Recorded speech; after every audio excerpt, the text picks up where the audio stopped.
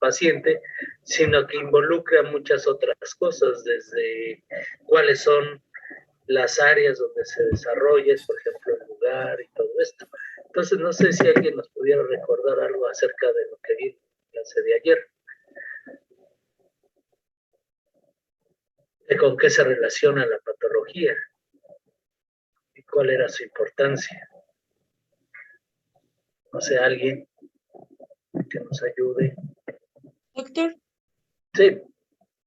yo tengo duda, pero con los lineamientos. Ajá, a ver, dime, vamos entonces a empezar con lo de las dudas. Sí.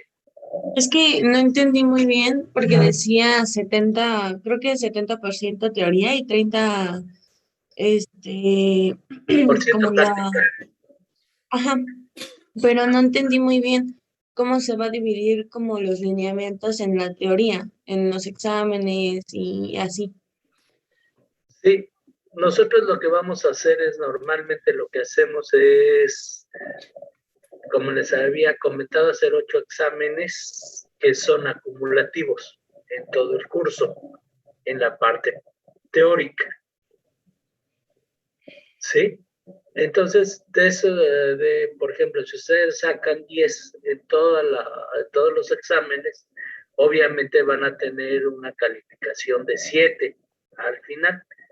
Eso obviamente también va implicado los trabajos que pudiéramos dejar, las lecturas, resumen, eh,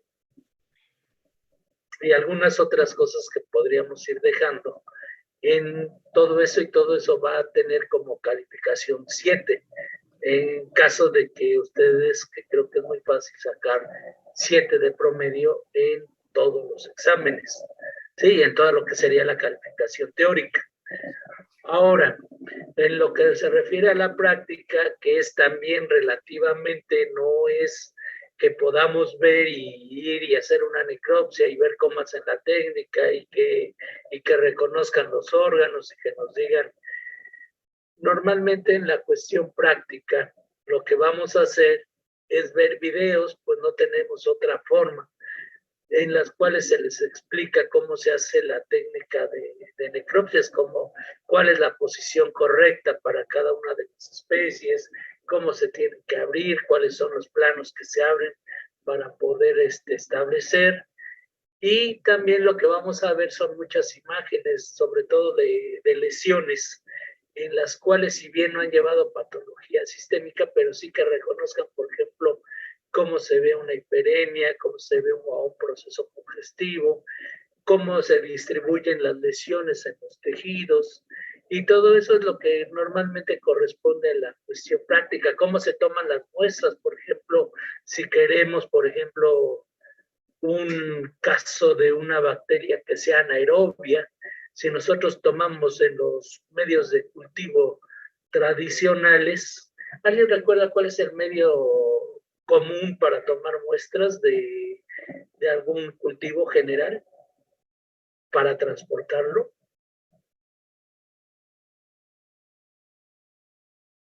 ¿Se recuerdan o no recuerdan? ¿El medio Stuart? Medio El, Stuart.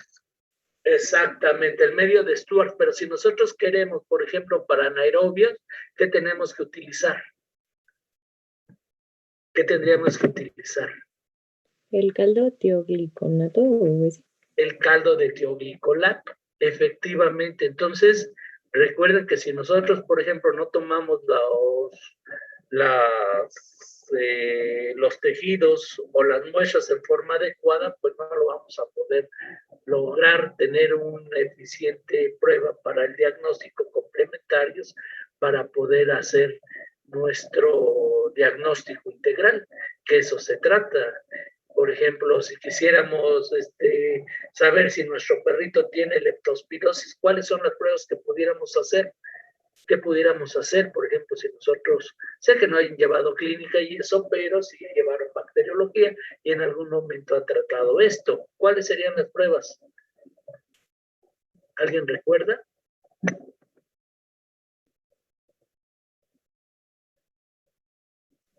¿Podría ser un medio líquido que esté enriquecido con ácidos grasos? Quiero hacer, pero no, normalmente lo que se hace es tomar orina, ¿verdad? Bueno, no tomarla, sino tomar una muestra de orina, ponerla en un frasquito y verlas en campo oscuro, siempre y cuando la muestra de la orina no tenga más allá de media hora de que se hubiera tomado, para ver a las espiroquetas y que todavía tienen movimiento. La otra es hacer pruebas serológicas y hacer inhibición, ¿verdad? Pruebas de inhibición de la hemoaglutinación utilizando diferentes concentraciones y serotipos de las bacterias. Entonces, todo eso es lo que nosotros vamos a mostrarles, les vamos a enseñar cómo se toma una biopsia, por ejemplo, de piel, cómo se toma una biopsia, qué es una biopsia, ¿verdad? Cómo se toma una citología.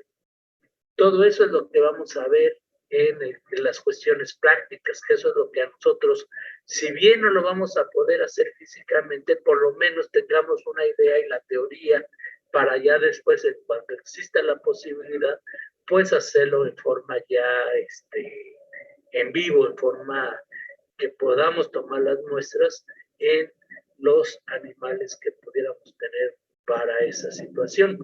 Por ejemplo, toma de líquidos encefalorraquídeo, toma de muestras de sangre, ¿verdad? Que eso luego nos cuesta un poco de trabajo porque ya los animales, generalmente con los que trabajamos, pues, o vienen de antirrábicos o de la misma facultad de los animales que se utilizan para cirugía, pero sí que por lo menos tengan la idea de cómo se toma. Y eso, obviamente, por ejemplo, la evaluación de cómo se tiene que colocar, por ejemplo, un perro para la hora de necropsias, se pueden hacer preguntas de eso, obviamente ya ustedes viendo, por ejemplo, cómo se valora, por ejemplo, cuál es la ubicación del corazón, ya en una cuestión de necropsias, ya en el cadáver, o sea, vamos a ver varias cosas que tienen que estar relacionadas con lo que deberíamos estar haciendo en forma práctica, pero por lo menos que tengan una idea de lo que se hace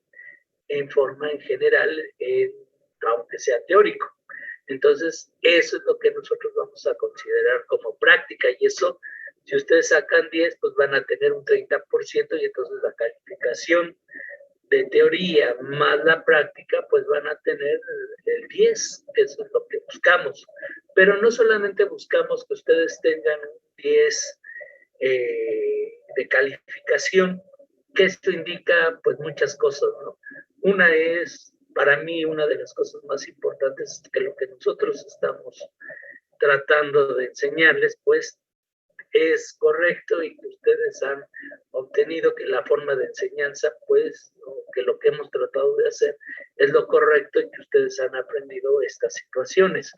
Y la segunda, pues, también implica que ustedes están entrando y están viendo la clase y que están tomando, que están teniendo atención en las cosas. Y todo eso, o sea, tiene una implicación grande en lo que es la calificación, no solamente es por parte de ustedes, sino también para nosotros, porque nosotros nos ayuda mucho para ver en qué situaciones podemos mejorar o tratar de mejorar en algunas cosas, ¿verdad? Y todo esto es lo que valoramos en esta situación. Entonces, con eso sería la calificación. No sé si aclaré o amplié la duda, ¿verdad? Porque yo para ampliar dudas soy... ¿Con qué calificación van a exentar? Pues van a exentar con lo que sea de 6 en adelante. ¿Sí? Entonces, pero no piensen que porque van a sacar 6 ya, bueno, yo lo que les digo pues es que el que saca 6 o menos es porque pues realmente yo les sugeriría que buscara otra carrera, una segunda carrera alternativa, porque para mí esas calificaciones pues no denotan mucho interés.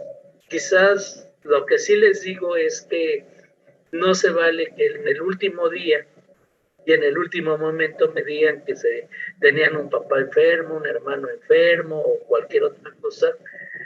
Y entonces, pues ya en el último día y en el último momento, yo la verdad es que si les soy sincero, yo no les ayudo ya en nada.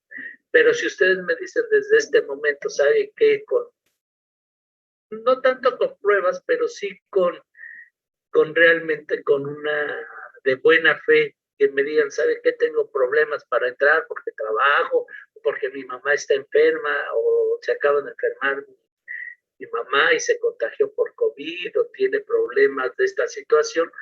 Con gusto vemos y tratamos de ver cómo podemos hacer para que ustedes no salgan perjudicados y todo eso, pero tienen que ser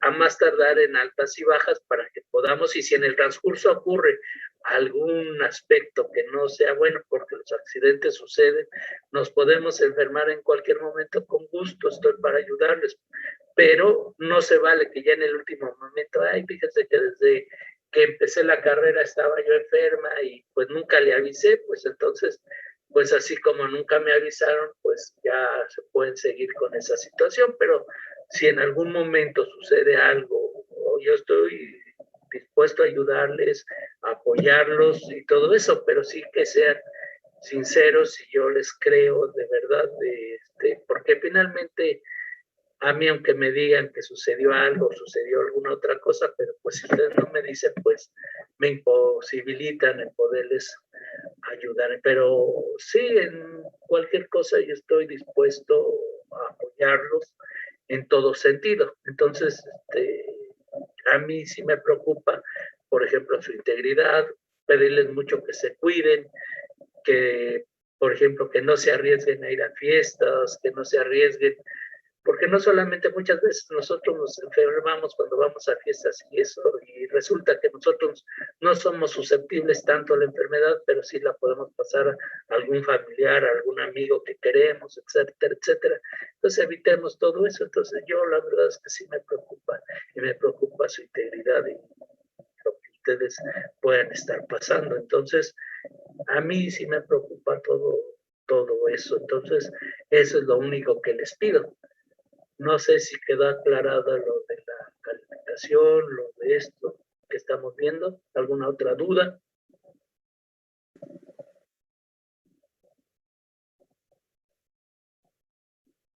Ya no los veo ni los oigo. ¿Dudas? ¿Quedó aclarada la duda o la amplié aún más? Carla, creí que querías comentar algo. No, solo iba a decir que no, y creo que ya no hay dudas porque nadie dice nada, entonces, todo bien. Ok, entonces, pues, vamos a... Les preguntaba, entonces, ¿creen que la patología sea importante y sea relevante para lo que es la carrera de medicina? ¿O es una materia que por ahí decían que debía desaparecer? ¿Cómo ven esa situación? Es fundamental para la carrera, ¿no? Es fundamental para la carrera. ¿Por qué crees que sea fundamental, Rafael?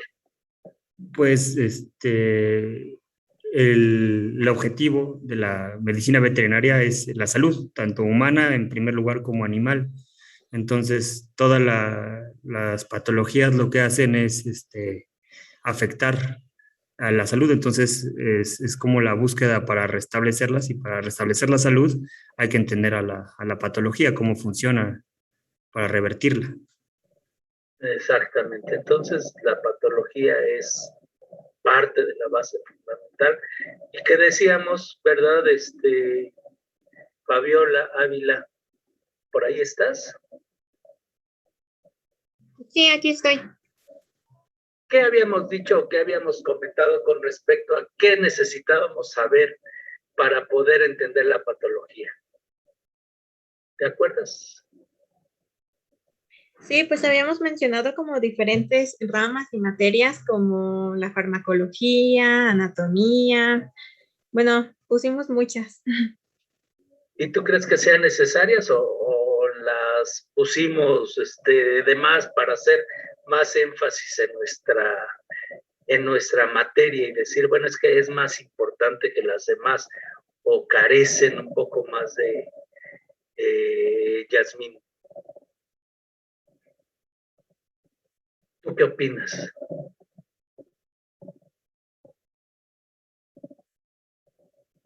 ¿Estás por ahí, Yasmín Cruz?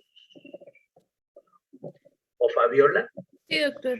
Sí, entonces, a ver, Yasmín, ¿qué es lo que opinas tú de todas estas materias? ¿Tú crees que sean necesarias saberlas o no? Yo digo que sí, porque creo que cada una se complementa perfectamente con la otra, y más ahorita en patología, como nos explicaba ayer, que es como una fusión de todas, porque influye la farmacología, anatomía, fisiología, hasta la etología. Entonces yo siento que se complementan mutuamente. Entonces, todo esto nos permite integrar y a través de esto tratar de entender cómo se originan las enfermedades, ¿verdad? Y todo esto nos va a ayudar para entender cuál es la historia natural de las enfermedades. ¿Han oído hablar de la historia natural de las enfermedades? ¿Por ahí alguien han oído hablar de la historia natural de las enfermedades? Sí. ¿Sí? ¿Qué es lo que han oído hablar, Saori?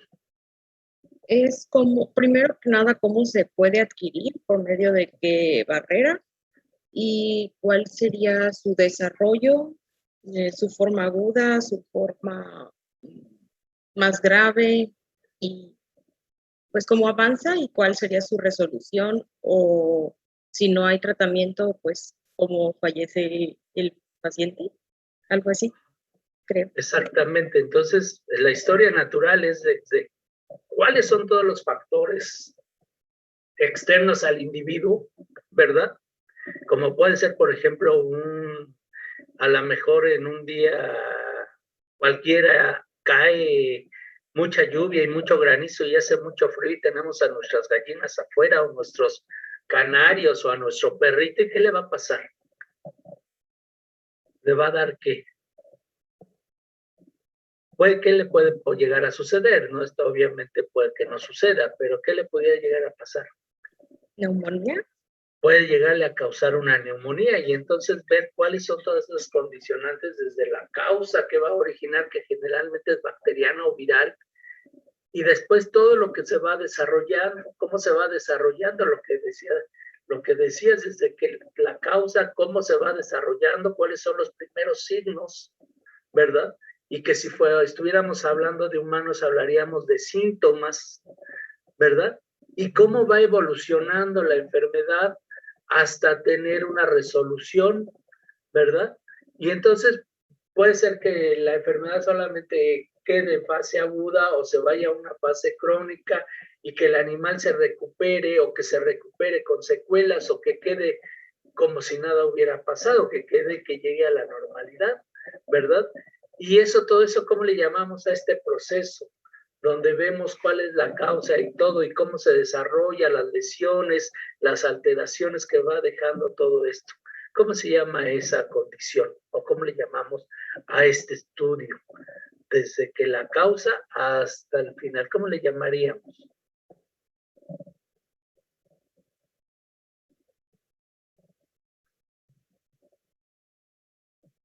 Patogenia, ¿verdad? Efectivamente le llamamos patogenia, ¿verdad? La patogenia de la enfermedad. Y entonces todo esto es lo que nosotros vamos a ver, cómo se desarrollan, cuáles son lo que vamos a ir viendo y también cómo se defiende el organismo contra estas situaciones, ¿verdad? Y que para eso vamos a ver algo que se llama inflamación y también cómo se repara el tejido y finalmente cuáles son las secuelas, ¿verdad? ¿Cuál es lo que va a ocurrir ante tales eventos?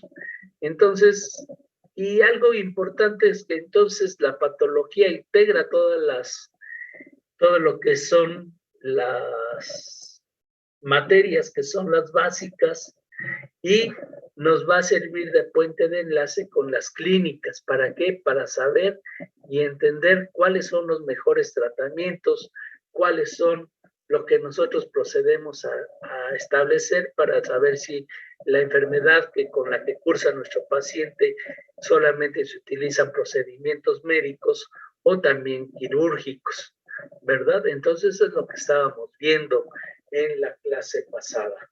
Entonces también habíamos dicho que la patología nosotros la habíamos, o no se entendía así como tal, como patología en los primeros tiempos, ¿verdad? Pero ya desde que existe el hombre se empezó a dar cuenta que había ciertas alteraciones que favorecían, ¿verdad? Por ejemplo, la captura de algún animal porque estaba probablemente enfermo, porque tuviera alguna fractura y que fácilmente lo podían cazar sin que pusiera en riesgo. Luego veíamos que hay una serie de cosas que han sucedido en el tiempo y que han hecho que evolucione no solamente la patología, sino también la medicina en general. Entonces, hasta aquí vamos bien, ¿verdad? Creo que con esto, y vamos a ver alguna serie de diapositivas ya un poco más organizadas, pero que esto nos va a ayudar a ir estableciendo algunas cosas. ¿Alguna pregunta hasta aquí de lo que hemos visto?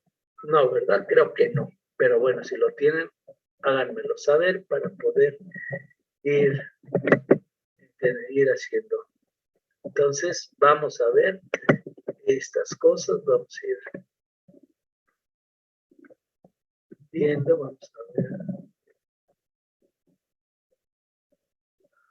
Vamos a ver.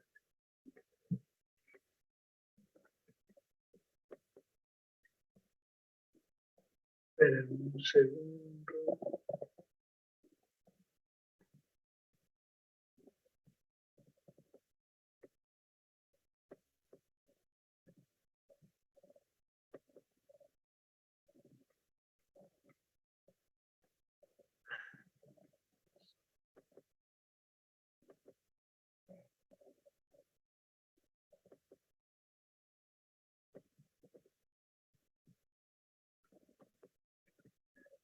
¿Ya están viendo la presentación? Sí, doctor. Bien, entonces podemos ver la definición de una de tantas, ¿verdad? Que ya sabemos que desde el punto de vista estricto y etimológico, pato significa enfermedad y logos estudio, ¿verdad?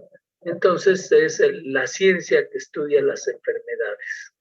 Eso es en términos generales lo que significa patología. Sin embargo, también existen o hay una gran cantidad de definiciones que por ahí ustedes pueden ver en Google o en los libros de patología, ¿verdad? Y la patología estudia las causas y desarrollo de los cambios estructurales y funcionales que ocurren en los tejidos y líquidos de los organismos que están enfermos, ¿verdad? Y también puede ser el estudio de cómo y por qué estos cambios se desarrollan, así como de las consecuencias funcionales que llegan a provocar.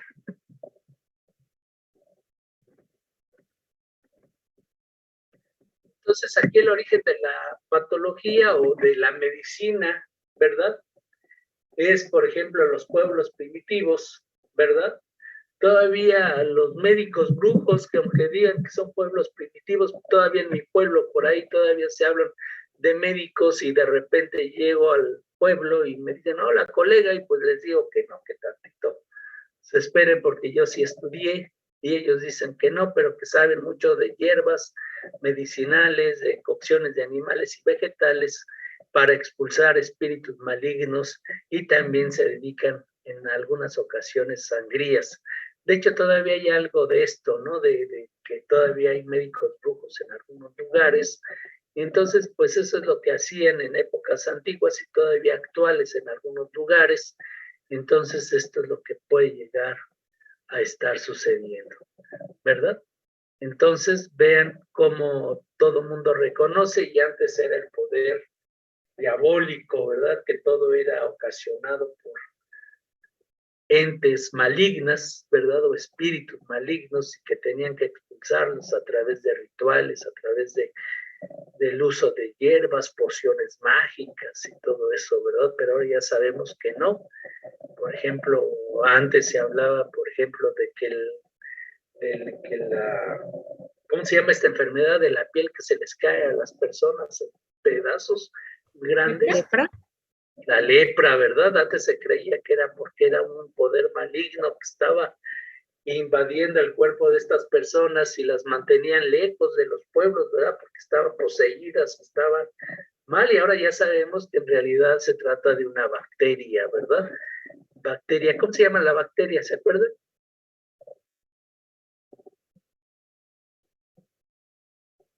¿Alguien recuerda? ¿Qué género de bacteria era? Mycobacterium leprae.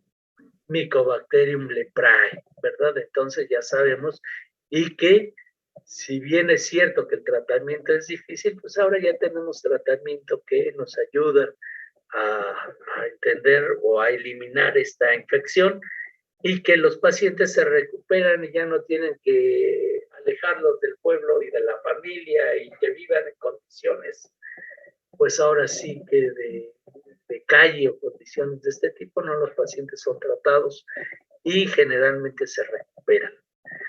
Si bien el tratamiento es difícil, pero normalmente ya actualmente con todas las herramientas que existen, pues es muy fácil. Después, por ejemplo, tenemos a Hipócrates, ¿verdad? Que es el padre de la medicina y que dice que todo se debe a que hay trastornos en los líquidos, y entonces habla de la patología humoral, donde hay un desequilibrio en la sangre, en el moco y en la bilis. Y él habla de dos tipos de bilis, que la amarilla y la negra, ¿verdad? ¿Alguien sabría a qué se refiere con bilis amarilla y negra? ¿O a qué se debería que la diéramos amarilla o negra? ¿Alguien ha ido a la pollería a comprar, obviamente, carne de pollo, ¿verdad? ¿Y han visto cuando abren a los pollos y les quitan el hígado? ¿Qué es lo que ven en el hígado? ¿Qué estructura ven?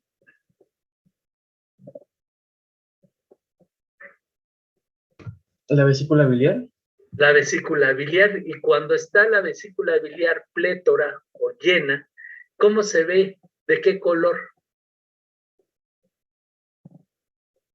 Verde oscuro. De un color oscuro, ¿verdad? De un color verde, pero muy, muy oscuro. Pero ¿qué es lo que sucede cuando empieza a salir un poco de bilis? ¿Cómo se ve?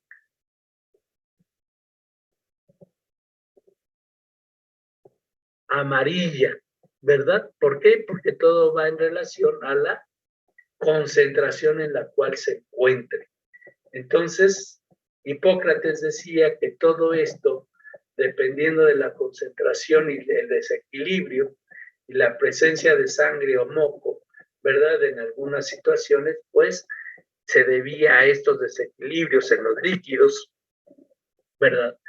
Que se estaba dando la enfermedad. Entonces había una situación importante. Entonces, Hipócrates, padre de la medicina, y con respecto a la patología, él decía esta situación. Otro de los importantes es Aristóteles, ¿verdad? Que sienta las bases de la anatomía y de la fisiología animal, y él hace disección de animales y realiza experimentos con estos animales. Entonces, él ya empieza a hacer lo que nosotros cuando hablamos de disección, ¿de qué hablamos? Ya en animales que han muerto por alguna enfermedad y todo eso, ¿cómo le llamamos nosotros? Empezó a dar las bases de la necropsia, ¿verdad? Que la necropsia es un estudio sistemático, ¿verdad? De un animal para saber cuáles son las alteraciones que presenta. Entonces aquí tenemos algunas de las condiciones de, por ejemplo, de los pueblos primitivos, ¿verdad? Entonces las enfermedades son castigos enviados por algún dios, ¿verdad? Y que siempre tiene que ver con fenómenos sobrenaturales y que tiene que ver con alguna cuestión religiosa. Y entonces el diagnóstico y el tratamiento de las enfermedades que ellos creían se requerían medios y ritos mágicos o religiosos. Y los Los personajes encargados de esto pues eran los sacerdotes, los brujos o los chamanes, tales y como los pueden encontrar en Veracruz, ¿verdad? O en Tepito y algunas áreas por allá donde todavía hay una gran cantidad de brujos y chamanes, o en el mercado de Sonora, ¿verdad? No es por hacerles promoción, pero ahí todavía pueden encontrar. Y que las enfermedades se adquieren por castigo divino, como habíamos señalado. Y que la introducción de un objeto en el cuerpo, como una piedra o un hueso, la posesión por un espíritu, la pérdida del alma, el mal de ojo, el susto, y otras eran lo que se adquiría en estos castigos divinos. Y eso era lo que se pensaba en etapas primitivas, pero no tan primitivas, ¿verdad? Tenemos, por ejemplo, los brujos que se encargaban, los chamanes, ¿verdad? Y que en la época prehispánica los sacerdotes también hacían todo eso y todos los rituales. Y aquí tenemos a Hipócrates, ¿verdad? Y entonces él lo que hace es generar, y de ahí a partir de ello se genera el juramento hipocrático, ¿verdad? Y entonces dice que el juramento público tomado por los graduados de medicina ante la comunidad y otros médicos sirve para orientar éticamente la práctica de su oficio. El juramento hipocrático dice que la medicina tiene que ser para salvar y mantener la salud de los semejantes. Entonces ahí viene un juramento hipocrático evitando el dolor y el sufrimiento de los individuos y que es parte del juramento hipocrático, ¿verdad?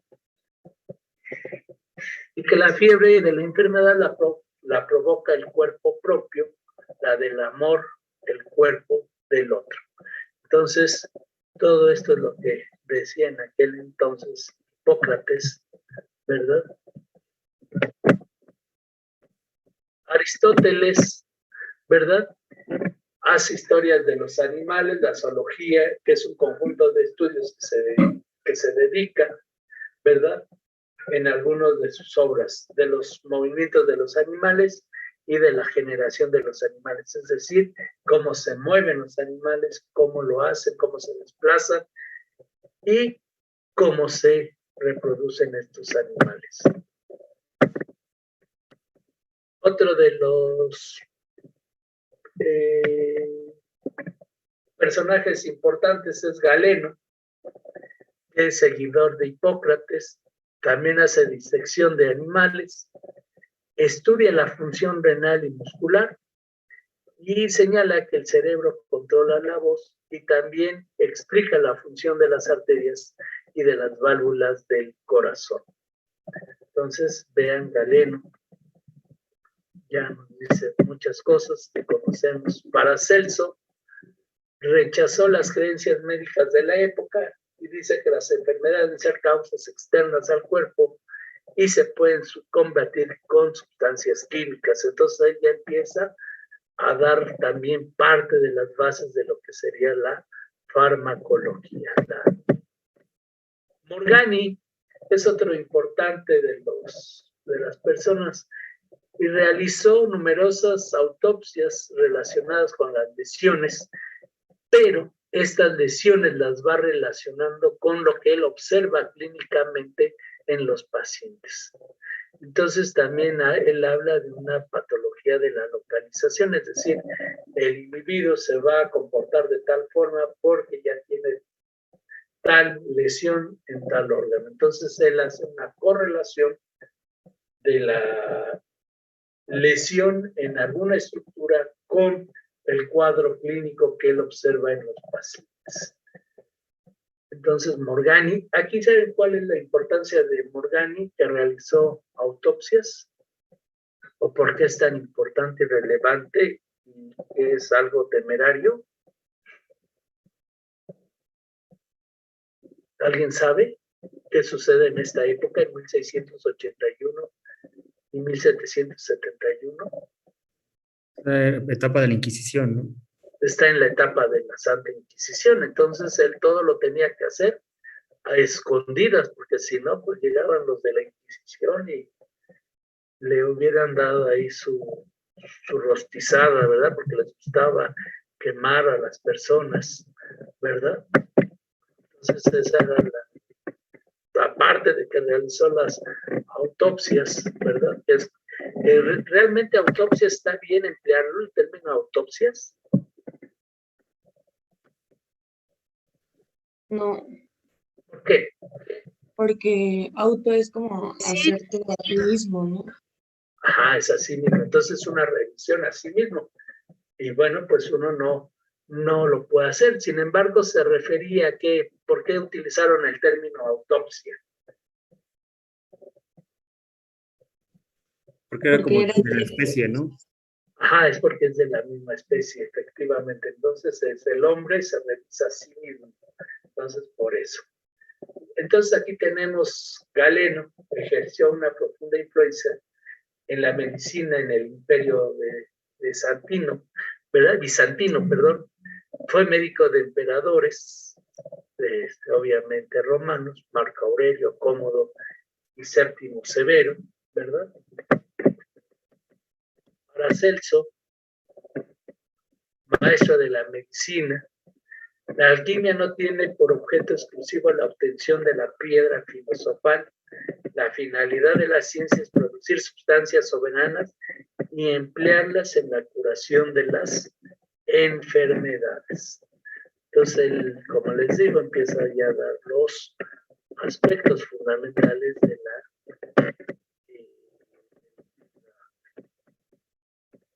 la farmacología. Borgani, ¿verdad? Científico que dio el primer paso al cambiar el punto de vista de la anatomía patológica, ya que sus ideas adquirieron una vital importancia para el estudio de las enfermedades. Lo que les comentaba, él hace ya la relación clínico-patológica, es decir, ve que un paciente tenía, por ejemplo, no podía caminar adecuadamente y veía que tenía, por ejemplo, una lesión en las articulaciones. Entonces decía, todo el paciente que tiene lesiones, o muchos de ellos tienen enfermedades articulares.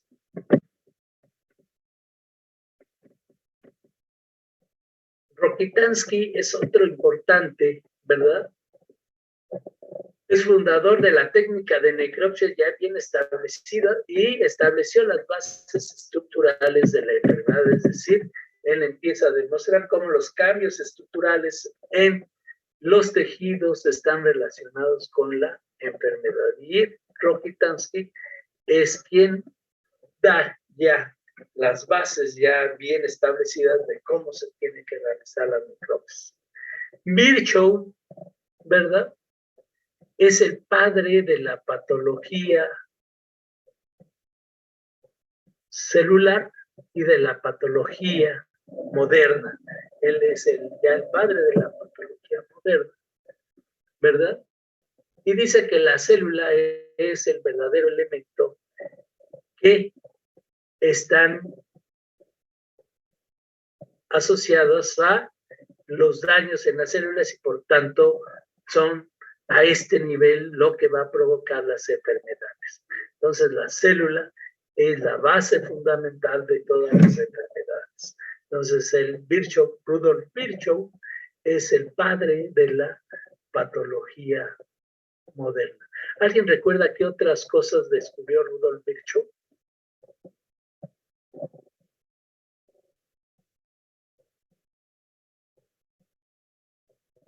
¿Alguien recuerda por ahí Rudolf Virchow?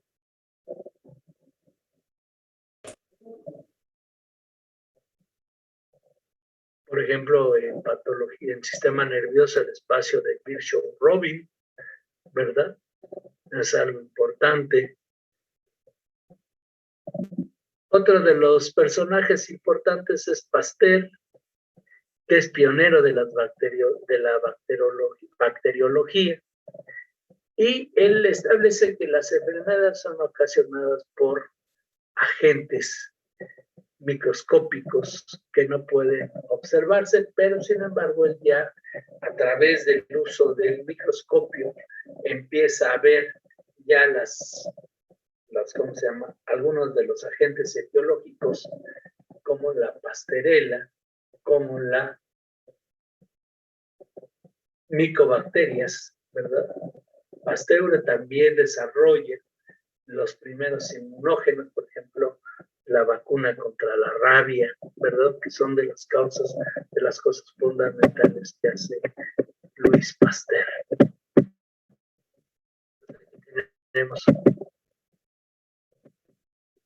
Aquí tenemos a Karl Rokitansky, ¿verdad? Que aporta la experiencia de más de 30.000 necropsias, ¿verdad? Virchow.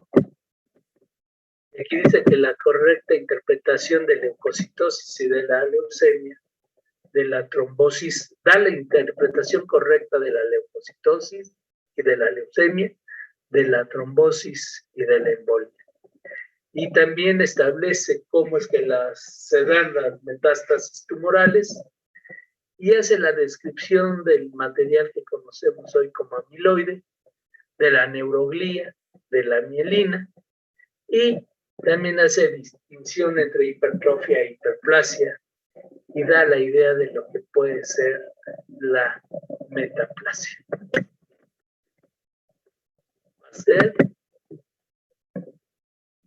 Entonces, hace la primera vacuna contra la rabia, que es algo de lo más importante que dentro de muchas otras cosas, ¿verdad? Y él es el que vacuna por primera vez a una persona que había mordido un perro con rabia, y ustedes saben que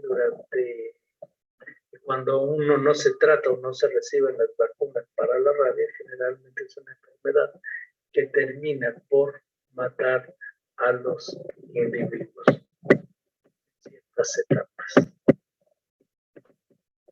Después vienen otros importantes investigadores como Roberto Koch, pionero de la bacteriología, desarrolla los postulados de Koch, ¿verdad? Aisló, identificó diferentes microorganismos.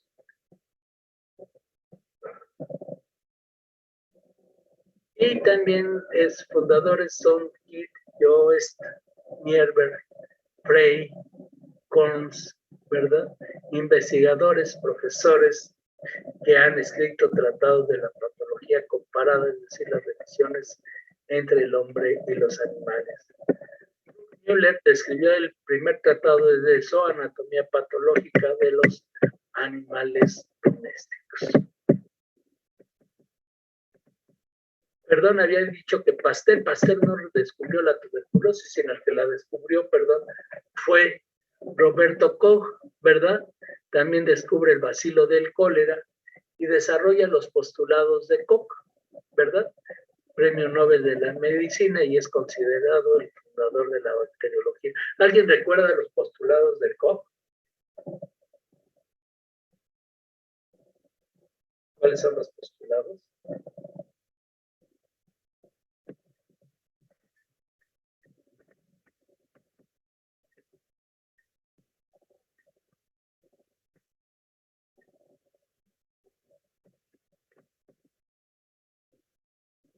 Es el de que los patógenos deben estar en todos los animales enfermos y en ninguno de los animales sanos.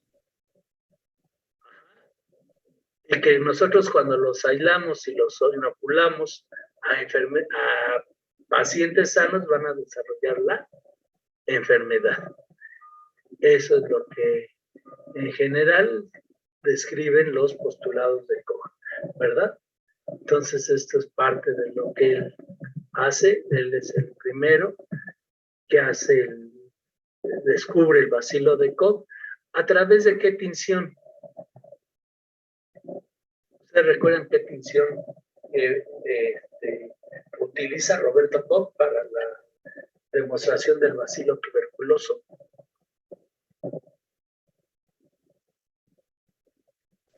¿Era la de Gram?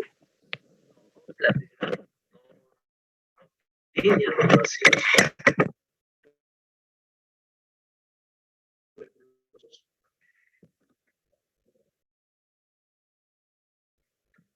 la atención que sí, ¿recuerdan?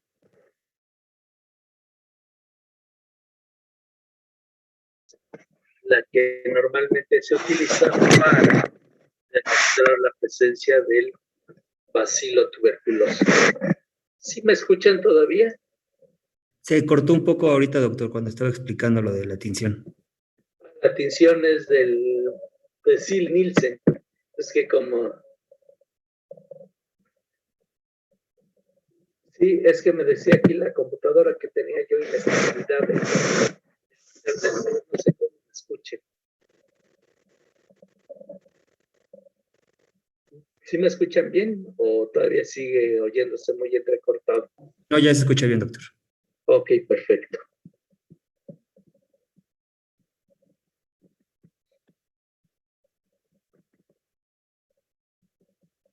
Entonces, seguimos.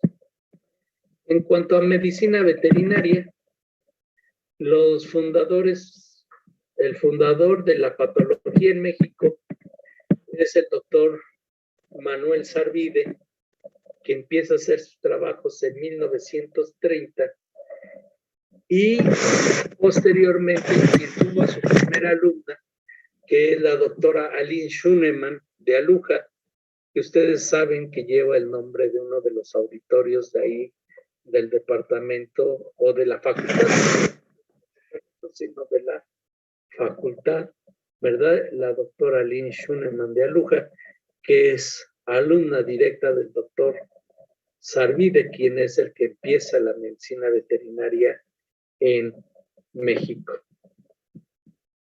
A partir de la doctora Aline, pues viene una gran cantidad de patólogos importantes que han llevado a la patología en México a muchas cosas importantes, no solamente para el desarrollo de la patología en México, sino también ha contribuido a la formación de una gran cantidad de patólogos a nivel de América Latina, ¿verdad? El doctor Trigo, la doctora Nuria, el doctor Pash, el doctor Valero, la doctora, ¿cómo se llama? La doctora Sánchez San Martín, la doctora Teresa Casaubon, ¿verdad? Son gentes que todavía están en activo, excepto la doctora Lin.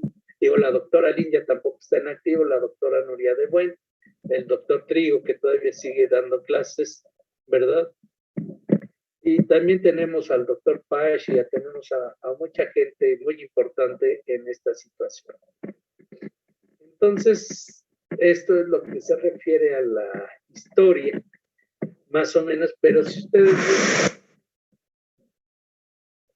en lo que es la historia, hay una gran cantidad de personajes, una gran cantidad de formas donde se estudia la medicina y se establecen también grandes cosas al estudio de las enfermedades, por ejemplo, de los equinos, los asirios, y toda esa gente que utilizaba los caballos para la guerra y todo eso, tiene una gran relevancia. Entonces hay una gran cantidad de personajes importantes en el desarrollo de la patología que, digamos, y conocemos hasta ahora, ¿verdad?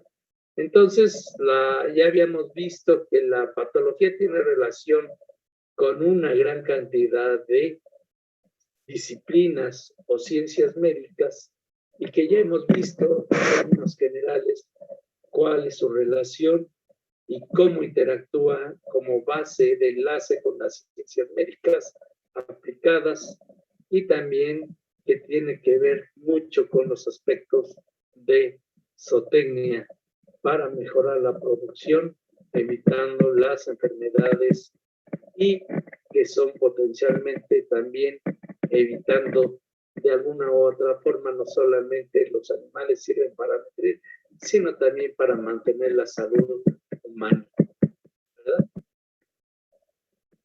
Entonces, dentro de las especialidades o de las cosas que podemos ver o de las ramas derivadas de la patología, tenemos la patología general, que es la que estamos llevando en este momento, la patología sistémica, o antes denominada patología especial, patología clínica, la patología diagnóstica, la patología experimental, que esta es evidentemente de investigación, la inmunopatología, la citopatología y la fisiopatología, ¿verdad? También tenemos la patología quirúrgica, la patología molecular. Entonces, existen una gran cantidad de ramas que derivan de la patología. Entonces, estas son algunas de las que hablamos de la inmunopatología, de la patología quirúrgica, ¿verdad? De la patología molecular, ¿verdad? Que ahora está muy de moda, ¿verdad? Entonces, la patología general es el estudio de las alteraciones morfológicas y fisiológicas comunes en un organismo que pueden estar presentes en diversas enfermedades. El objetivo de la patología general es conocer las lesiones básicas y mecanismos por los cuales se desarrollan tales lesiones y que están asociados con procesos de enfermedad. Algunas de las cosas que tenemos que ver en estas son la degeneración, la muerte celular, las alteraciones circulatorias, la inflamación, la reparación y el crecimiento celular normal y anormal, ¿verdad? En algunas cosas no todos los crecimientos celulares son anormales, sino también pueden ser como parte de un mecanismo de adaptación para los procesos.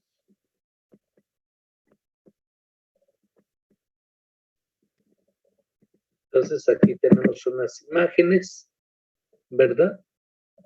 De una neumonía, ¿verdad? De una neumonía en un ovino, ¿verdad? Seguramente por pasterelosis. En esta orejita tenemos una lesión, seguramente por algún microorganismo, ¿verdad? Que está ocasionando el daño en esta oreja. Aquí tenemos un carcinoma, ¿verdad? De tiroides, ¿verdad? Donde se ven estructuras rosetoides que le llaman. Y vemos aquí en este borrego, pues, el aumento de volumen, seguramente por una linfadenitis que pudiéramos encontrar en estos animales, por un proceso inflamatorio que pudiéramos ver. En el caso de la patología sistémica, estudia la patogenia y las alteraciones morfológicas y funcionales que se presentan en tejidos y órganos que conforman los aparatos y sistemas, ¿verdad? En este caso, lo que vamos a ver es por órganos y sistemas, ¿verdad? Cómo se ven afectados los individuos. Por ejemplo, si tenemos una neumonía, cómo se observa, cómo se desarrolla a partir de una infección, ¿verdad? Que inicia en el aparato respiratorio superior, probablemente, y de ahí se va a diseminar al pulmón, y cómo van a afectarse también los linfonodos que están relacionados con el pulmón. Entonces, aquí lo que vamos a ver es la patología del aparato respiratorio, del aparato circulatorio, digestivo y de cada uno de los sistemas que componen nuestro organismo en forma relativamente aislada. ¿Para qué? Para poderla comprender, porque sabemos que los individuos, pues, están todos, o sea, un individuo está compuesto por todos estos tejidos, sistemas y aparatos, y entonces generalmente los vemos por separados porque es una forma más sencilla de poder comprender lo que sucede con cada uno de ellos.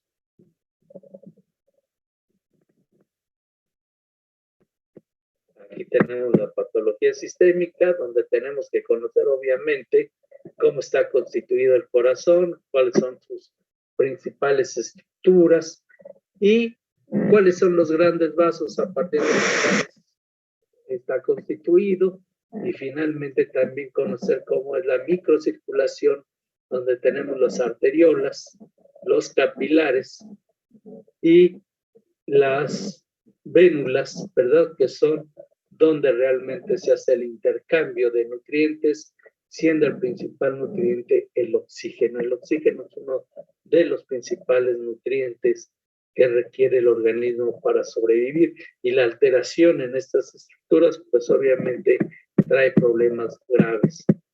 La patología clínica es algo importantísimo y que nos ayuda a estudiar las alteraciones funcionales en los individuos vivos mediante el análisis clínicos, ¿verdad? Es decir, a través de los estudios de los líquidos, ¿verdad? Que nos ayudan, y dentro de los líquidos pues tenemos a la sangre, la orina, la linfa, si es que pudiéramos obtenerla, los líquidos, por ejemplo, el edema que podemos encontrar, líquido cefalorraquídeo, ¿verdad? Líquido articular, ¿verdad? Todo ello es lo que hace la patología clínica, que es importante, ¿verdad?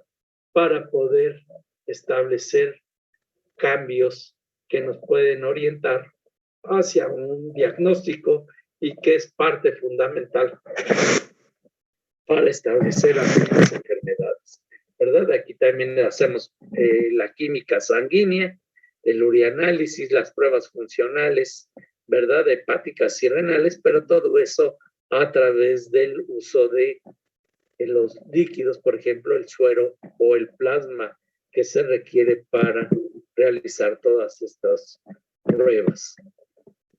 La patología clínica es sumamente importante. Aquí tenemos la gente, aquí tenemos los tubos, ¿verdad? Algunos con EDTA, otros que son solos, sin ningún material, para obtener el suero, o bien con los anticoagulantes para tener también plasma y evitar la formación de coágulos, y podamos establecer algunas pruebas que son importantes. Entonces ahí estamos viendo algunos ejemplos, ¿verdad? La citopatología es obviamente microscópico. A ver, una pregunta también relacionada con la historia. ¿Qué otro investigador nos hace falta sumamente importante para entender no solamente la patología, sino otras áreas de la medicina? ¿Qué investigador les hubiera gustado que hubiéramos visto o que no pusieran? Alguien. Robert Hooke. Ajá. ¿Verdad? ¿Y él qué hizo? Descubrió la célula, ¿no? Ajá. ¿A través del uso de qué? ¿Qué utilizó? El microscopio, ¿no? El microscopio. Entonces, sin el microscopio, ¿ustedes creen que pudiéramos haber establecido o hubiera el Rudolf Virchow haber dicho que como padre de la patología, que las células eran las causas de donde se originan todas las enfermedades? No, ¿verdad? Y el microscopio, ustedes saben, ha tenido un potencial muy grande para utilizarse en muchas cosas. Entonces, aquí nos faltó Robert Leeuwenhoek, ¿verdad? Para poder la citopatología. También es el estudio microscópico de las alteraciones celulares, y que evidentemente requerimos forzosamente el estudio del microscopio o el uso del microscopio para poder establecerlo. Entonces, aquí en la citopatología podemos usar diferentes técnicas como el frotis, los raspados, las improntas, punciones con aguja delgada, ¿verdad? Y entonces todo esto es lo que... Y esto es también, por ejemplo, que lo que nosotros de forma práctica les vamos a enseñar de cómo se toma estas cosas, aunque sea por video o por de alguna otra forma, para indicarles cómo es que se debe de hacer en forma correcta para poder establecer un diagnóstico. El propósito es hacer un diagnóstico rápido, principalmente de alteraciones inflamatorias y neoplásicas. Por ejemplo, saben que con la citopatología rápidamente podemos saber si un perro tiene moquillo o no. ¿Sí saben o no saben? con una citopatología en 5 minutos sabemos si tiene moquillo o no, o es otro tipo de infección. Nada más es bacterial. ¿Y dónde? A través de qué estudio citopatológico de estos que les acabo de mencionar.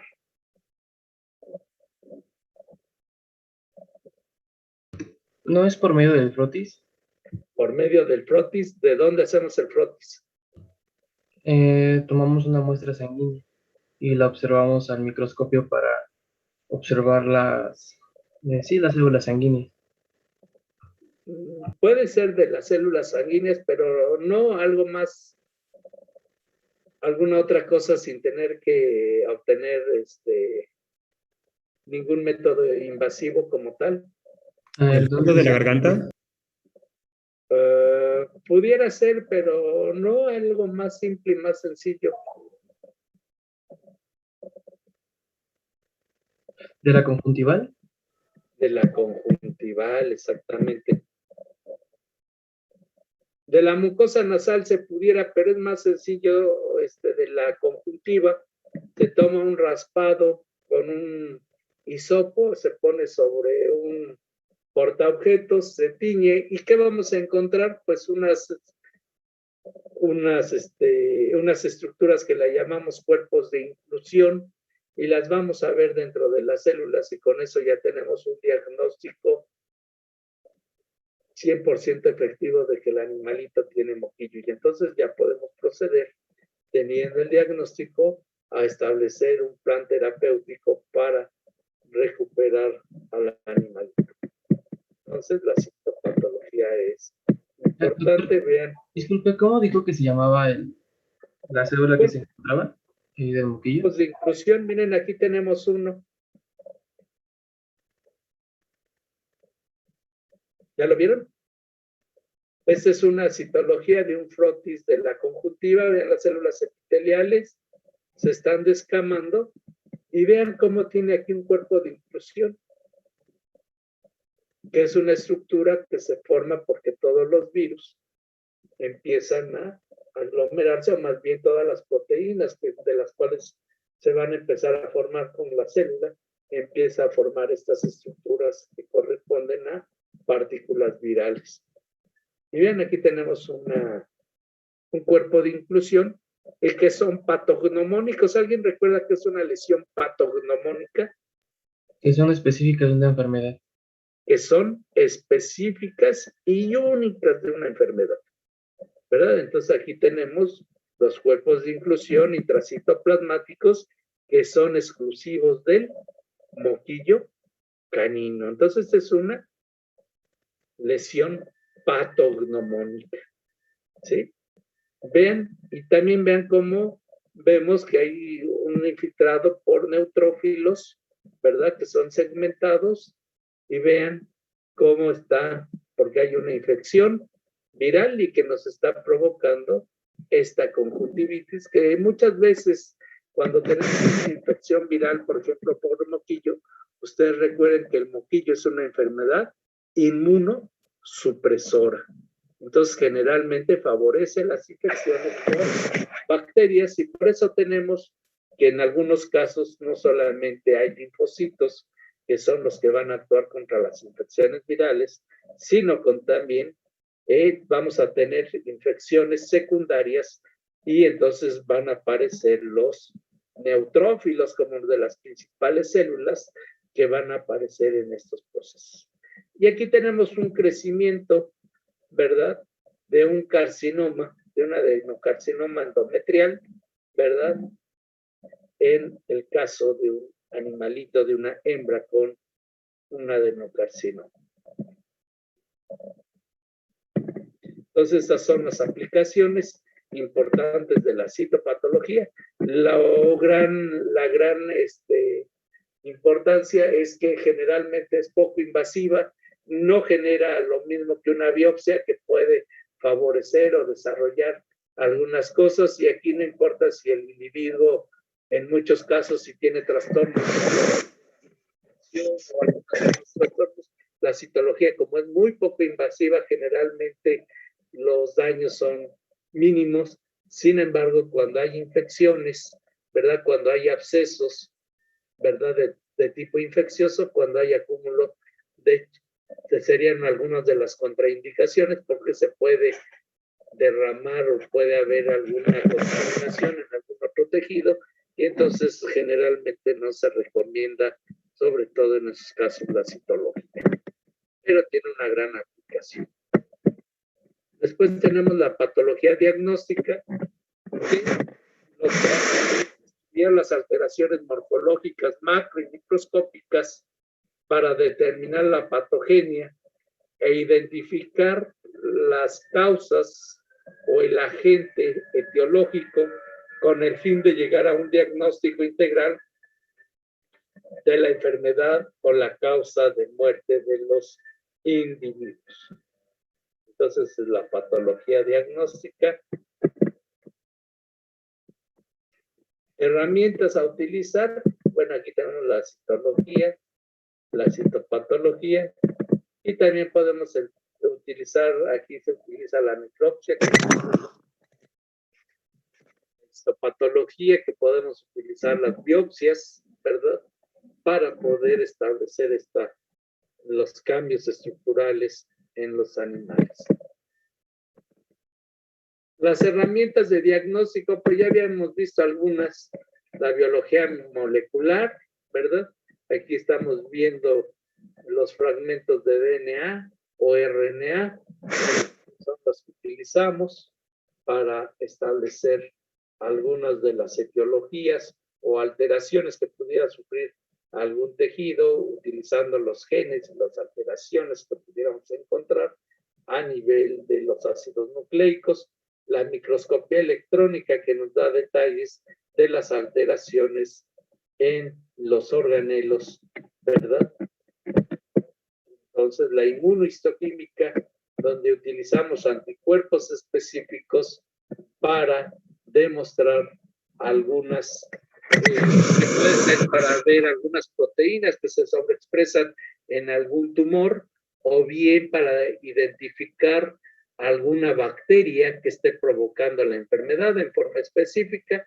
Entonces, generalmente utilizamos monoclonales o policlonales también para establecer el diagnóstico del agente causal. Y ahora se acuerdan que habíamos visto que había pedido que estudiaran algunos de las palabras o de las cosas que teníamos que ver. Por ejemplo, signo. ¿Qué es un signo? Pues algo que percibe el médico, ¿verdad? Cuando nosotros estamos revisando a un paciente, podemos ver que viene cojeando, entonces ya presenta un signo, y entonces eso es una manifestación de la enfermedad. ¿Cuáles otros signos son importantes? Los signos del proceso inflamatorio, ¿verdad?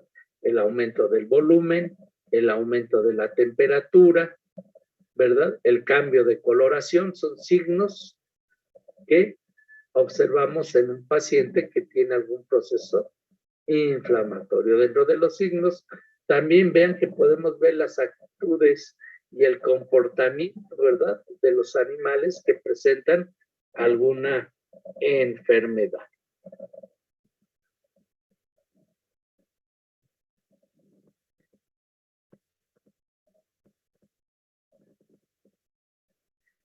Aquí tenemos un animalito que tiene epífora. ¿Qué es la epífora? El bloqueo de los conductos lagrimales.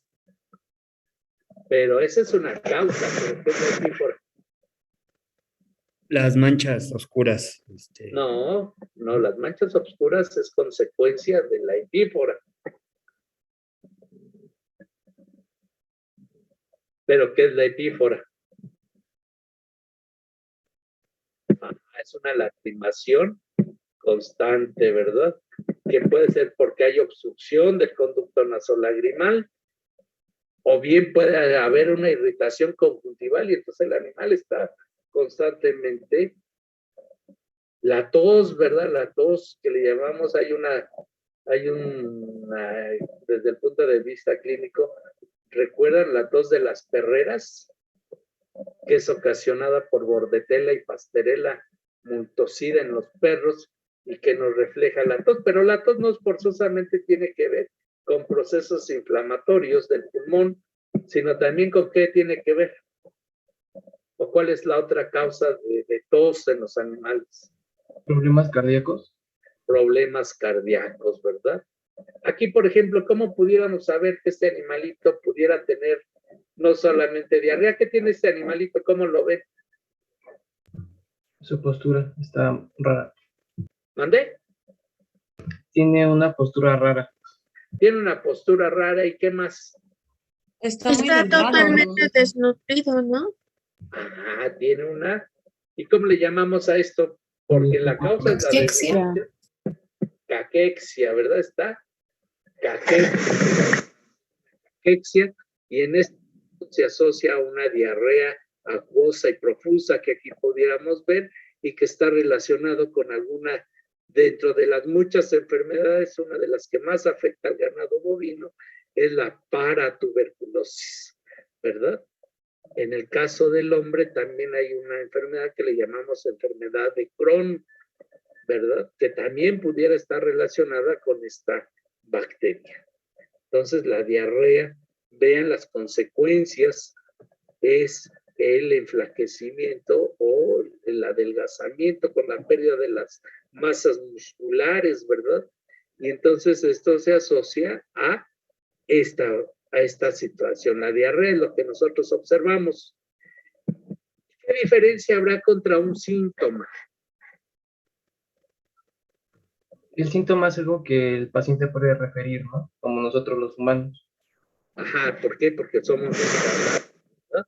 Y somos los que nos entendemos entre nosotros, y entonces es lo que el síntoma es lo que el paciente refiere. Por ejemplo, un perro nos podrá decir que se encuentra mareado. No, pero No. puede tener una signología aparente. Ajá, bueno, entonces podemos hacer inferencia, pero no nos los dice.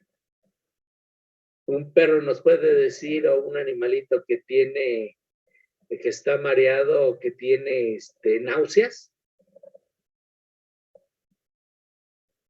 No, eso solamente nos los puede referir el paciente, pero sí podemos inferir que probablemente tenga náuseas porque está tratando de vomitar, pero no nos hace referencia, nosotros lo inferimos, ¿sí? Nosotros al verlo podemos inferir que probablemente tenga náuseas, pero solamente el que nos dice estoy mareado, tengo náuseas, tengo dolor de cabeza, que también el dolor de cabeza nosotros lo inferimos cuando los animales, por ejemplo, recargan la cabeza sobre algún objeto duro, ¿verdad? Entonces eso es lo que nosotros podemos inferir en cuanto a los síntomas. Los síntomas solamente es en medicina humana. En medicina veterinaria solamente hablamos de signos. ¿Vale? Aquí, por ejemplo, el vómito es un signo de algún problema en el caso del tubo digestivo, ¿verdad? Y los opistótonos, vean cómo la cabra tiene unos opistótonos, vean cómo tiene rigidez de los miembros anteriores y posteriores, y vean cómo la cabeza la echan para atrás. De hecho, llega a ser tal el esfuerzo que la nuca la llegan a pegar casi con la espalda. Entonces son los opistótonos y generalmente nos hablan de problemas neurológicos importantes.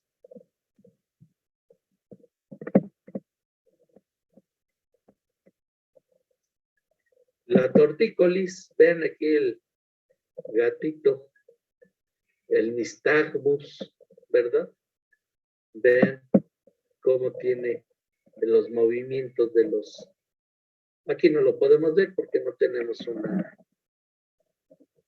un video, pero el nystagmus es algo que podemos... Y entonces, el síntoma es la manifestación expresada por el paciente. Y aquí el paciente es el que señala lo que él está sintiendo, pero el médico no lo puede percibir a pesar de que utilice algunos de los instrumentos que normalmente empleamos. La cefalea, el insomnio, el vértigo, ¿verdad? Las náuseas y la amnesia, ¿verdad? También la amnesia, la pérdida de la memoria, es también solamente algo que nos puede indicar el paciente.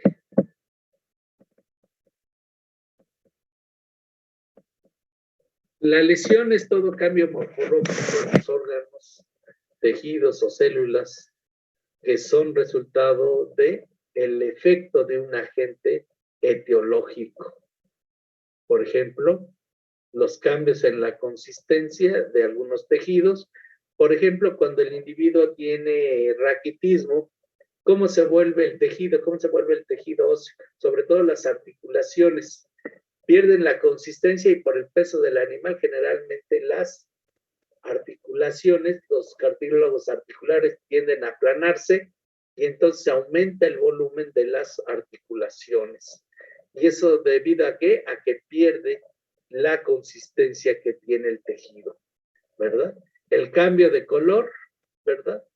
Por ejemplo, lo podemos ver de diferentes colores dependiendo de la etiología, ¿verdad? Y del proceso inflamatorio que pudiera estar presentándose. También puede haber cambio de la forma y en el tamaño dependiendo de lo que esté provocando el agente causal.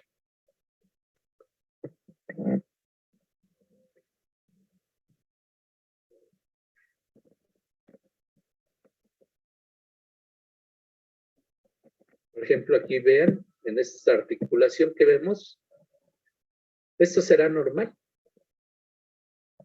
Lo que ven en esta articulación, vean aquí el cartílago articular y vemos la cavidad sinovial. ¿Y cómo se observa? ¿Qué se observa en esta articulación? Mucho líquido. Mucho líquido, hay un aumento en la cantidad de líquido y que ya ver una cantidad excesiva de líquido ya nos está implicando que hay un daño. ¿Qué más? ¿Cómo vemos este líquido?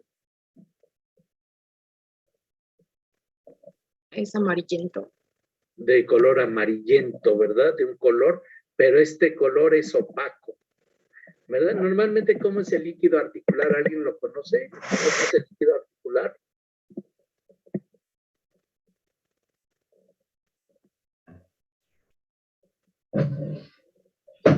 Es como transparente y brillante. Es como transparente y brillante. Es como si tuvieran un poco de aceite, ¿verdad?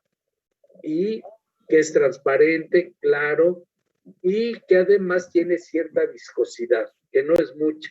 Y aquí en este caso, vean el color, que es opaco, está ahí una gran cantidad y que realmente es muy poco lo que podemos encontrar en el líquido articular, pero aquí está aumentado de volumen, hay mucho líquido y no cumple con las características que normalmente debemos de observar. Aquí, por ejemplo, tenemos una endocarditis, ¿verdad? Aquí tenemos una fibrosis, aquí está el endocardio, aquí tenemos la endocarditis valvular, ¿verdad? Asociada a infecciones de tipo bacteriana, como puede ser estreptococos, o puede ser otro de los agentes es erisipela, ¿verdad? La erisipelosis es una de las enfermedades que cursan con endocarditis. Aquí podemos ver un animalito que presenta una bronconeumonía y aquí podemos la distribución que es cráneo ventral. Vean cómo los lóbulos craneales y la parte ventral es la afectada. Generalmente está asociado a bacterias y es una causa importante y muchas veces tiene factores componentes que veremos más adelante que corresponde, pero esta es una bronconeumonía supurativa que corresponde a una infección bacteriana. Y aquí tenemos una infección en un riñón. ¿Ese riñón de qué especie será? Bovino. Bovino. De un bovino porque está lobulado, ¿verdad? Entonces tenemos, si nosotros conocemos las diferencias entre cada una de las especies, pudiéramos inferir de qué especie se trata. Y aquí tenemos una nefritis, que estas nefritis generalmente son vía ascendente, y ven aquí cómo está cambiando el color, ¿verdad?, del riñón, y vean todo esto, y generalmente incrementa el volumen, aunque muchas veces es tan pobre y tan poco que no es tan fácil distinguir. Entonces, esta es una nefritis, que es un proceso inflamatorio del riñón. Aquí tenemos ya lo que son lesiones específicas ya en tejidos desde el punto de vista histológico. Aquí tenemos una astrocitoma, ¿verdad? Y se dice que es anaplásico porque pierde las características que normalmente tienen los astrocitos y se vuelven células que toman el aspecto de las primeras células primordiales, ¿verdad? Las más primitivas, y entonces cambian toda su forma que normalmente encontramos en ellos. Y aquí, por ejemplo, vemos que los hepatocitos, en lugar de tener un citoplasma eosinofílico bonito y todo eso, presenta grandes vacuolas que corresponde al acúmulo de lípidos. Y esto es lo que es la degeneración grasa. Esta es otra lesión ya desde el punto de vista histológico, y que esto es lo que nos va a dar lo que conocemos como hígado graso, ¿verdad? Que ahora es un problema importantísimo en México desde el punto de vista de salud pública. Y aquí tenemos lo que es una lesión patognomónica, que es un cambio morfológico específico y exclusivo de una enfermedad, ¿verdad? Aquí tenemos, por ejemplo, ¿han oído hablar de la enfermedad de la vaca loca? De la encefalopatía espongiforme bovina, o de Scrappy en el caso de las cabras. Aquí tenemos cómo se observa la vacuolización de las grandes neuronas. Vean cómo están vacuoladas, ¿verdad? Estas las grandes neuronas piramidales, en el caso de los bovinos, es donde encontramos estas grandes vacuolas, que es lo que sirve para hacer el diagnóstico específico de estas enfermedades neurodegenerativas. Y aquí, por ejemplo, vemos en esta enfermedad, aquí tenemos los corpúsculos de Negri en las neuronas de Purkinje, ¿verdad? En el cerebelo, aquí tenemos las neuronas de Purkinje, y ven, aquí tenemos dos cuerpos de inclusión que corresponden a los corpúsculos de Negri. Aquí también tenemos otra, ¿verdad? Otra célula de Purkinje, donde vemos los corpúsculos de Negri, ¿verdad? Que varían en forma y tamaño. Vean, aquí tenemos el corpúsculo de Negri también, ¿verdad? Y lo estamos observando en el caso de la vida. Son unas lesiones patognomónicas.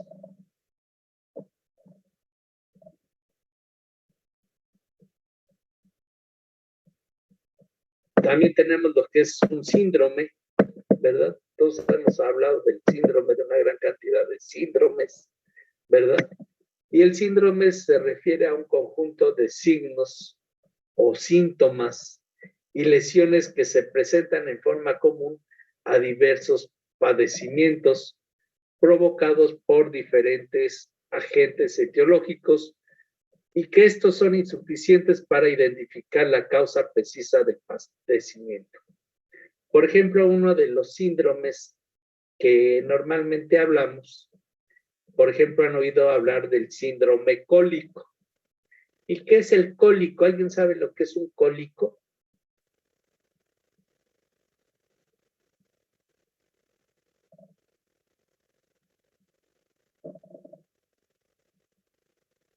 A ver, alguien que me diga qué es un cólico.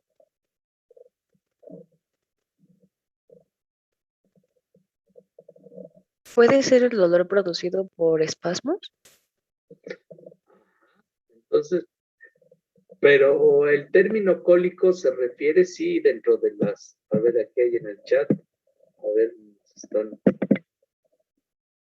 Es un dolor abdominal agudo, ¿sí? Perfectamente. Entonces el cólico es un dolor abdominal agudo, ¿verdad? ¿Y qué es lo que sucede? Pues es muy común en los caballos, por ejemplo, el dolor abdominal agudo. ¿Qué hacen los caballos? Pues se patean el abdomen, se tiran, se revuelcan y todo eso, ¿verdad? Entonces el animal también tiene una serie de signología que nos hace inferir que tiene un dolor abdominal agudo. Pero ¿cuáles son las causas de ese dolor abdominal agudo? Puede ser una colitis, puede ser una torsión del colon, del ciego, puede ser ruptura de la vejiga, puede ser una ruptura intestinal, puede ser una gran diversidad de causas, ¿verdad? Que pueden estar provocando una peritonitis, ¿verdad? Todas estas causas van a tener la misma signología, pero no va a ser suficiente esta signología para establecer cuál es la causa, ¿verdad? Puede ser hasta una obstrucción de la uretra o de los ureteres por algún cálculo, ¿verdad? O sea, las causas pueden ser múltiples y la signología va a ser la misma. Entonces, estos son los síndromes. Por ejemplo, el síndrome de mala absorción, las causas, lo que vamos a observar es que el animal no crece, no aumenta de tamaño, no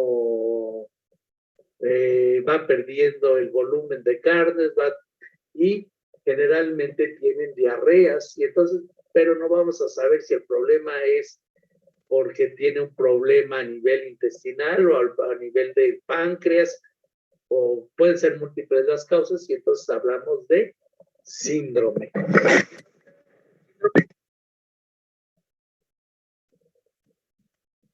¿O no?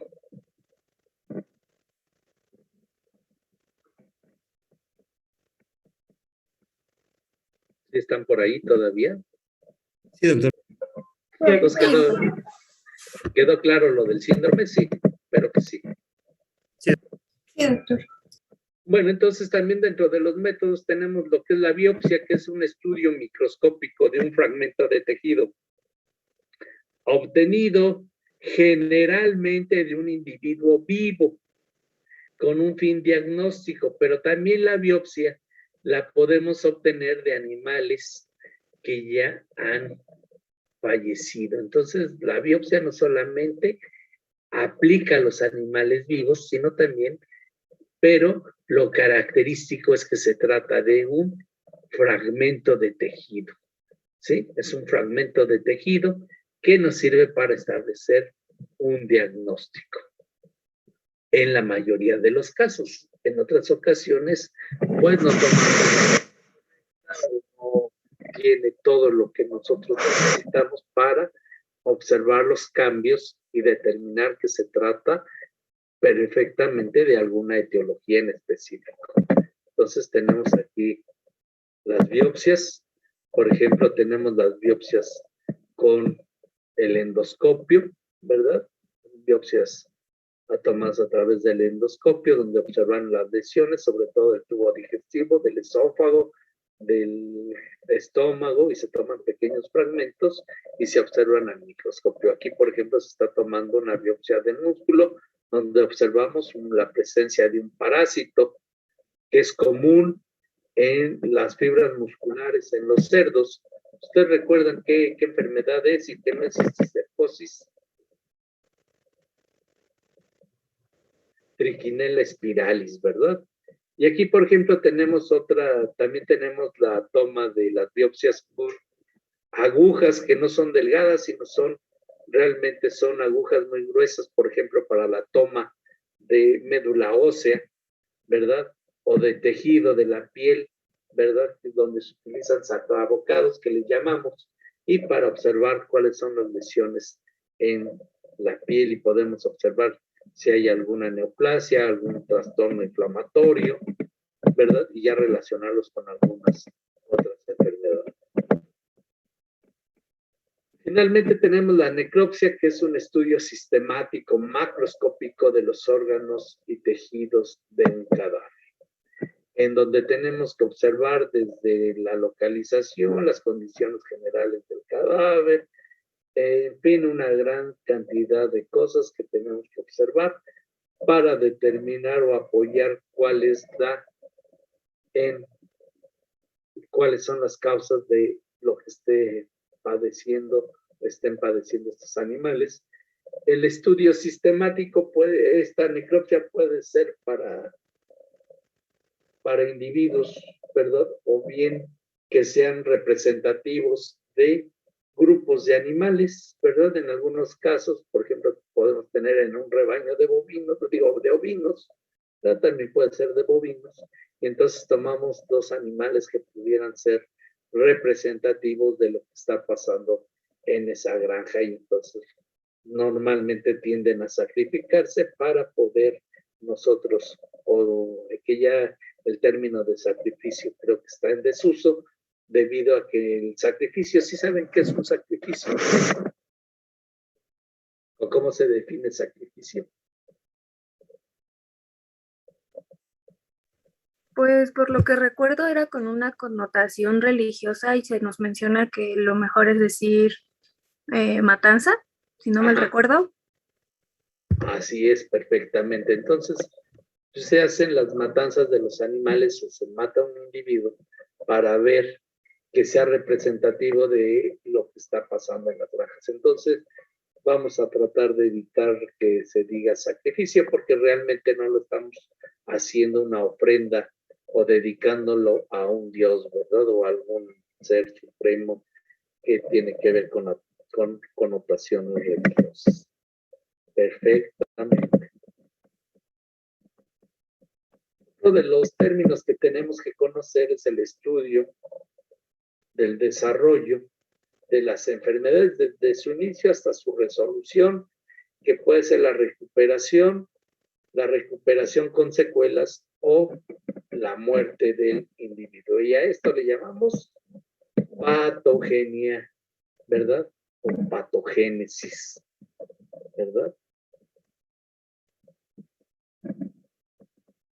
Desde el origen hasta que resulte las consecuencias de esta situación.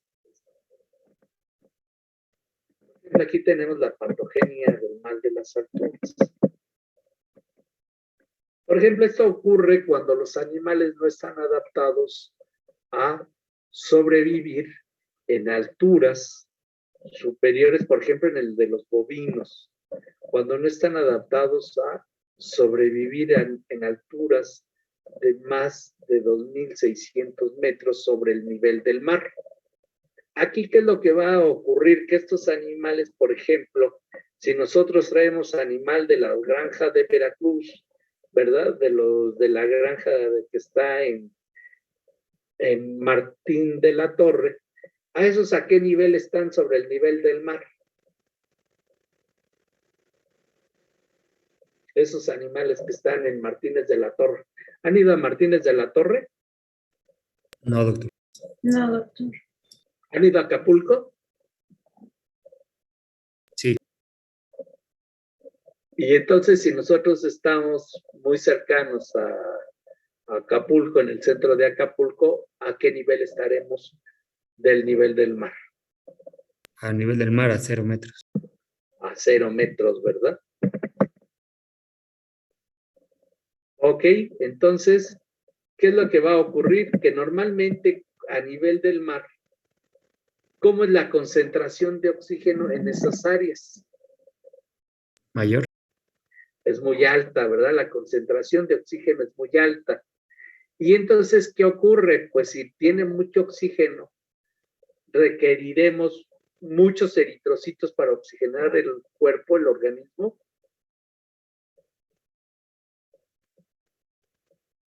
No, por la abundancia. No, ¿verdad? Entonces, con pocos eritrocitos podemos satisfacer las necesidades de oxígeno.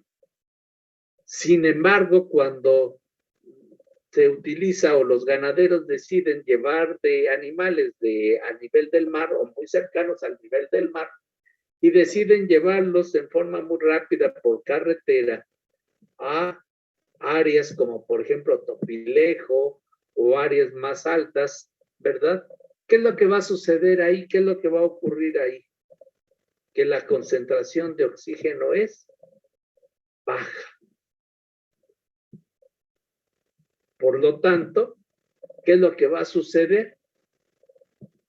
Pues que los animales van a empezar a sufrir de falta de oxígeno, ¿verdad? Entonces el oxígeno a nivel celular y tisular va a empezarles a hacerles falta.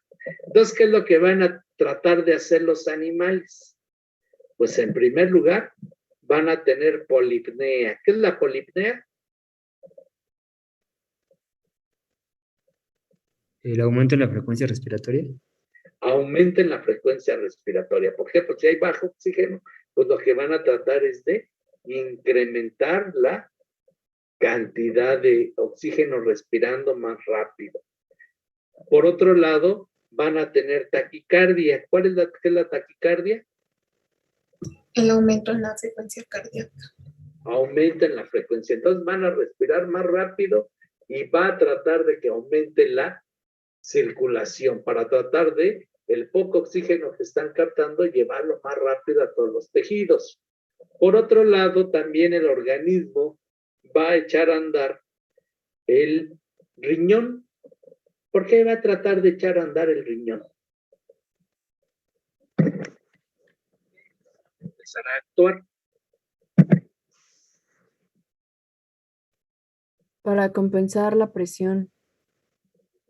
¿Qué presión?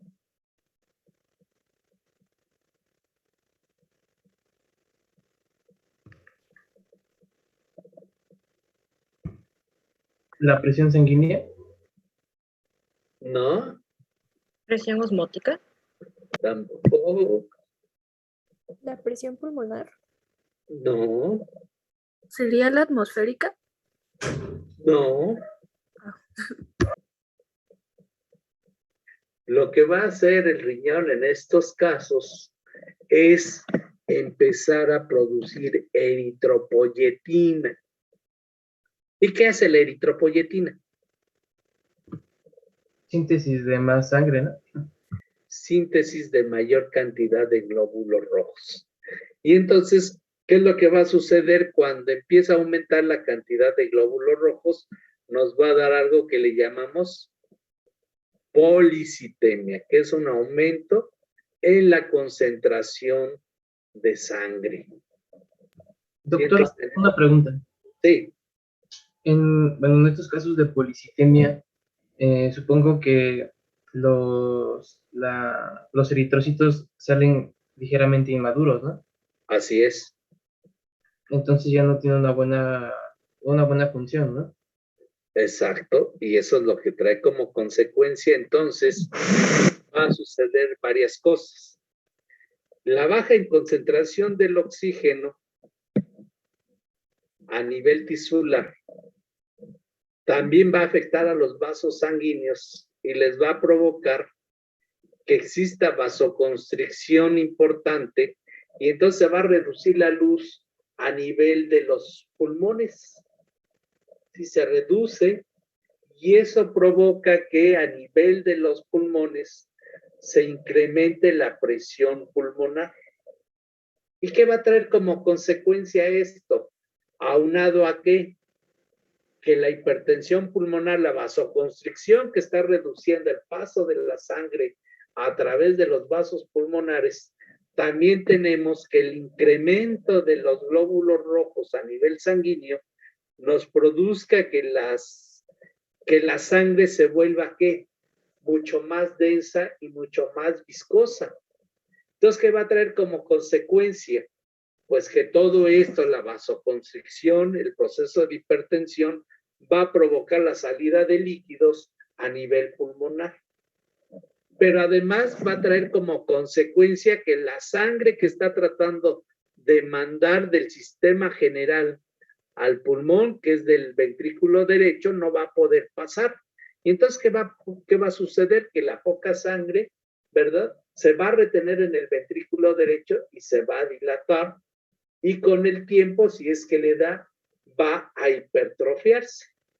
Y entonces, ¿qué es lo que va a suceder? Pues que nos va a provocar una insuficiencia cardíaca derecha, es decir, el corazón derecho va a ser insuficiente para satisfacer las demandas de que llegue la sangre a oxigenarse, y esto nos va a dar finalmente un proceso congestivo y edema generalizado. ¿Sí?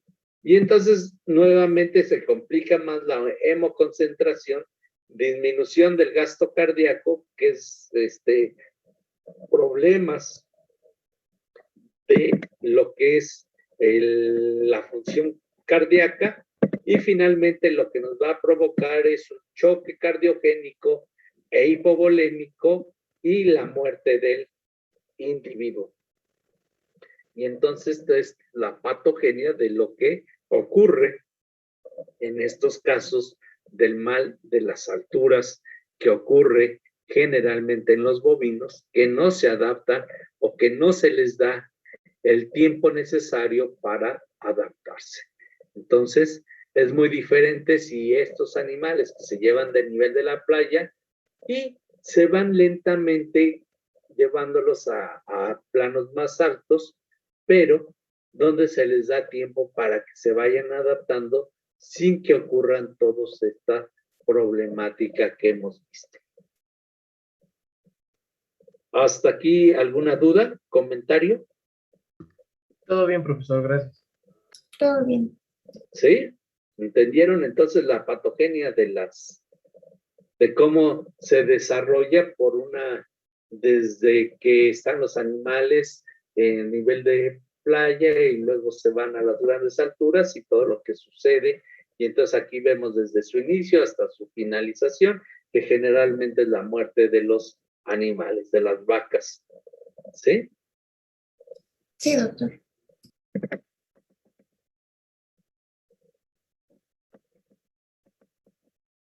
Después tenemos la homeostasis, es la capacidad del organismo de conservar sus constantes fisiológicas dentro de un rango ante cambios que ocurren en el medio externo o interno, para lo cual se utilizan mecanismos de autorregulación que evitan que un individuo o una célula se enferme o un tejido empiece daño o alteraciones. Entonces, esa es la homeostasis, y que no tenemos que confundir con hemostasis, porque eso normalmente ocurre, que confunden homeostasis con hemostasis. ¿Qué significa hemostasis?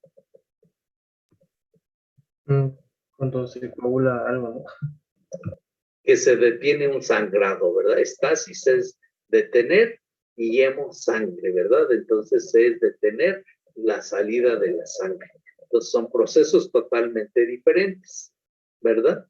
Aquí la homeostasis es tratar de conservar las constantes fisiológicas a través de procesos de adaptación, ¿verdad? Que son normalmente autorregulados para evitar el daño en los tejidos o en las células, ¿verdad?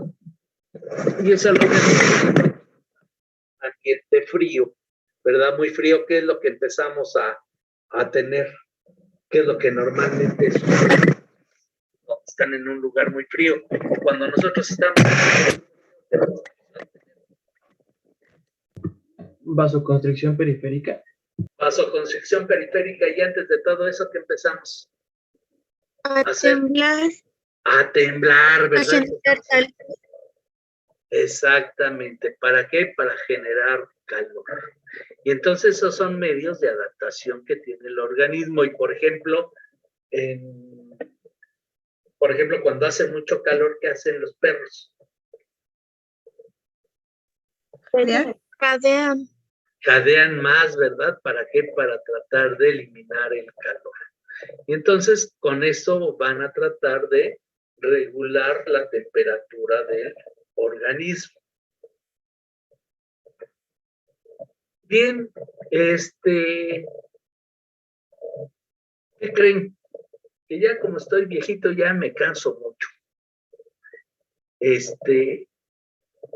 ¿Qué les parece si le dejamos hasta aquí y seguimos mañana ya con lo que falta y vamos viendo lo que nos hace falta ya a través de estas presentaciones, y que muchas de ellas se las voy a hacer llegar a través recuerden de revisar su página de Facebook, que el Facebook no tiene otra opción más que consideración de subirles información importante y no para estar, de verdad nunca se los había dicho, pero no para enterarnos de la vida de los demás o de lo que pasa en algunas situaciones, salvo de lo que llegara a pasar en la facultad, si es que la van a abrir, si es que no la van a abrir, pero no de forma de divulgación de cosas que nada tienen que ver con lo académico, ¿sí? Entonces, pues yo creo que le dejamos hasta aquí y nos vemos el día de mañana si gustan seguir acompañándonos en la clase, que si en algún momento consideran que la clase está muy mal, de verdad les pido dos cosas: una, que se cambien de grupo, o la segunda es algo que haya una página por ahí de ustedes donde recomiendan o no recomiendan a los profesores, ¿verdad? Y luego dicen muchas cosas cuando yo siempre les he preguntado que si tienen alguna duda, algún comentario, bueno o malo, pues que me lo hagan saber, pero que no lo hagan a través de este tipo de situaciones, cuando yo realmente les ofrezco toda mi ayuda y todo mi apoyo para que ustedes salgan adelante y después digan, ay, no, es que es muy aburrido y es que no sé qué. Cuando yo les pregunto si se les hace aburrida la clase, pues díganme y vemos si ustedes tienen alguna opción o alguna otra de algún profesor que les hace muy divertida las clases, díganme y trataré de hacerlo para que esto sea realmente enriquecedor para ustedes y para mí también. Como les he dicho, yo siempre aprendo más de ustedes que ustedes de mí. Entonces, cualquier cosa, háganmela saber y pues tratar de en lo posible de evitar, de verdad que digan que las cosas que digo que están muy mal o cosas de esas. Yo estoy dispuesto a mejorar en donde sea posible, hasta donde sea posible, este tipo de clases que tenemos con ustedes. Y entonces, pues sí les pido su honestidad y todo eso, y que me digan en qué no les gusta, qué es lo que les gusta, y si ven algo mal, háganmelo saber, por favor. Y de verdad, eso sí, como que siempre les he dado mucha libertad para que ustedes me digan, y sin ninguna represalia, sin nada. De verdad, les agradeceré mucho que me lo digan para yo mejorar. Si algo me gusta es siempre tratar de mejorar en todos los sentidos, y entonces eso se los voy a pedir y agradecer infinitamente, que me lo digan y no lo anden subiendo en las redes diciendo que uno no sabe dar clases, que uno no tiene experiencia y todo eso, que a lo mejor tienen razón, no lo dudo, pero háganmelo saber, ¿no? Para yo estar consciente de que las cosas no están bien. ¿Les parece? Sí, doctor. Sí, doctor. Sí. Sí. Bueno, entonces cuento con ustedes en que me digan qué es lo que no está bien, qué es lo que vamos mal, y entonces hacemos lo propio. ¿Les parece? Sí. Sí, doctor. Bueno, pues muchas gracias y nos estamos viendo mañanita. Mañana nos vemos a esta misma hora, ¿verdad? A las 11. Sí, así es. Sí. Bueno, entonces mañana a las 11 nos vemos para continuar con toda esta situación y van a ir viendo cómo esto se pone más emocionante. Bueno, pues muchas gracias. Nos vemos el día de mañana. Gracias por su atención. Nos estamos viendo. Gracias. Nos vemos, doctor. Hasta luego. Buen día. Nos vemos. Nos vemos. Muchas gracias, doctor. Buen día. Buen día, igual para todos. Buen día.